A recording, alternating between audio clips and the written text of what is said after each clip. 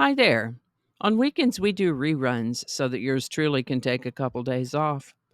Look for a fresh new episode on Monday. Meanwhile, please enjoy this episode for this day from a previous year.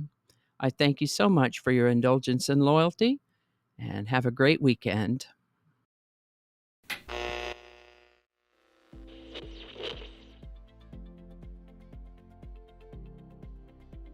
Hi there, and welcome to this day in history for August 4th. August 4th is the 216th day of the year in the Gregorian calendar, 217th in leap years, with 149 days remaining to the end of the year. Today's word is ambiguous. Ambiguous is an adjective that means open to more than one interpretation, having a double meaning, unclear or inexact, because a choice between alternatives has not been made clear.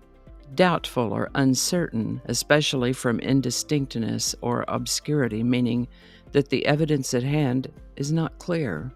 Maybe yes, maybe no, not sure, could go either way. Of doubtful or uncertain nature, open to various interpretations. That's ambiguous. The word ambiguous has filtered down to us from a Latin word that meant unresolved, hesitating in mind, of uncertain outcome, and so on. Pretty much the meaning it has to this day. First known use of the word ambiguous is in the 1520s. Interestingly, the noun form, ambiguity, dates to around 1400. Ambiguous. If you have a word that you'd like us to explore in this Word of the Day section, pop it in the comments and we'll take a look at it.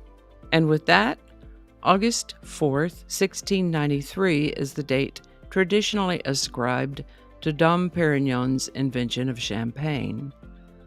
Like Henry Ford and Elon Musk, though, he didn't actually invent the thing he's famous for, but discovered and implemented ways to make that thing better and more efficiently. Here's the scoop. Dom Pierre Perignon was a French Benedictine monk who lived in the 16 and 1700s. Back then, winemakers had a problem with a phenomenon called re-fermentation. What happened with re-fermentation was that they'd get the wine ready and all bottled up, stored away in the wine cellar, and as the weather would cool off in the fall of the year, fermentation would stop before all the fermentable sugars had been converted to alcohol. As the weather then would warm in the following spring, yeast that had been dormant all winter would wake up and begin generating carbon dioxide. This phenomenon, by the way, the yeast making carbon dioxide, is how many bread makers get the bread to rise. The exception would be with sourdough bread. If you're talking about dough in a bowl, the way it puffs up and gives you a nice loaf of bread, it's yeast that makes that rise. If yeast is locked up in a bottle, though, it has nowhere to grow. The least terrible thing that could happen is that it would build up enough pressure to pop the cork out of the bottle, making a big mess, and the worst thing that could happen is that the bottle would explode. The concussion of one exploding bottle would disturb the bottles near it, and then they would explode, leading to a heartbreaking cascade of exploding bottles, losing your entire year of production. That's bad enough, but all that exploding glass is hazardous to workers in the area, expensive, and dangerous. Bad all the way around. Dom Perignon noticed that certain varieties of grapes, along with certain conditions, actions, and situations in the process of growing, harvesting, and processing the grapes, made re-fermentation more likely. Recognizing these factors, he established certain guidelines that were later codified into a set of winemaking rules, later published posthumously. Dom Perignon is sometimes thought to have invented champagne, but that isn't entirely accurate. What he did do was to figure out how to avoid some pretty serious problems in the winemaking process, and innovated the techniques used to perfect sparkling wine. Sparkling wine, by the way, that is made of a blend of grapes from the Champagne region of France, is called champagne. All that said, August 4th, 1693 is the date traditionally ascribed to Dom Perignon's invention of champagne, even though, well, you get the drift. The Saturday Evening Post was published for the first time on August 4th, 1821, as a weekly newspaper.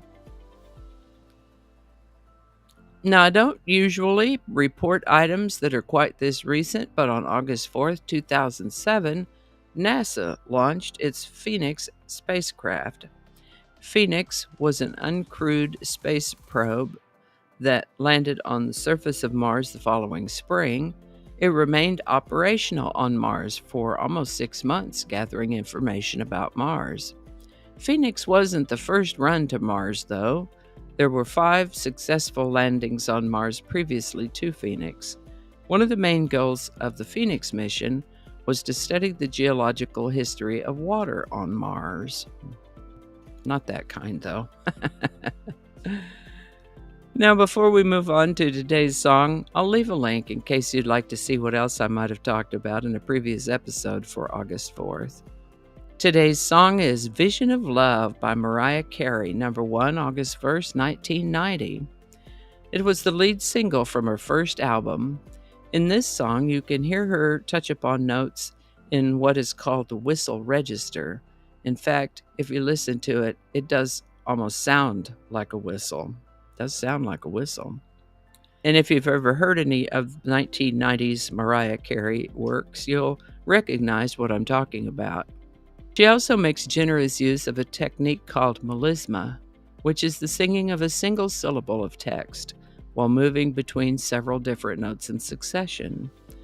Melisma may be referred to as vocal run, as compared to a syllabic technique wherein each syllable of text gets a single note. Her use of melisma reminds me of some of those beautiful gospel choirs you can hear.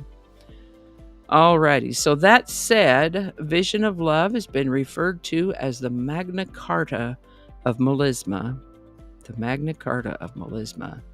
and has served as inspiration to subsequent artists and American Idol contestants. Vision of Love hit that golden number 1 spot on the Billboard Hot 100 on August 4th, 1990, and stayed there for 4 weeks. Vision of Love by Mariah Carey.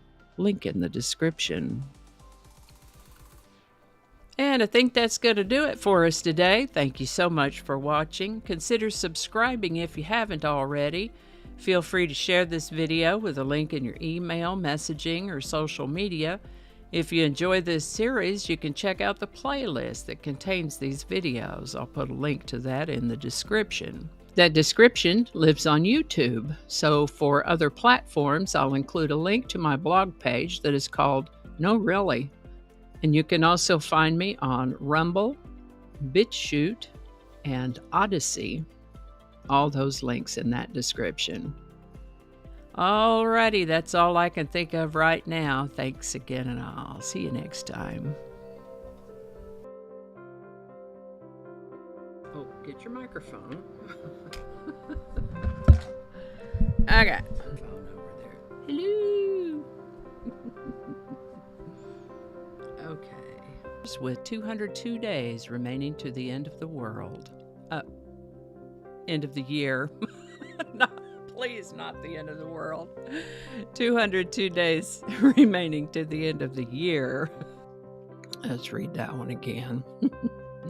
Yep, it is. That's what it's called. All right. Third time better be a charm.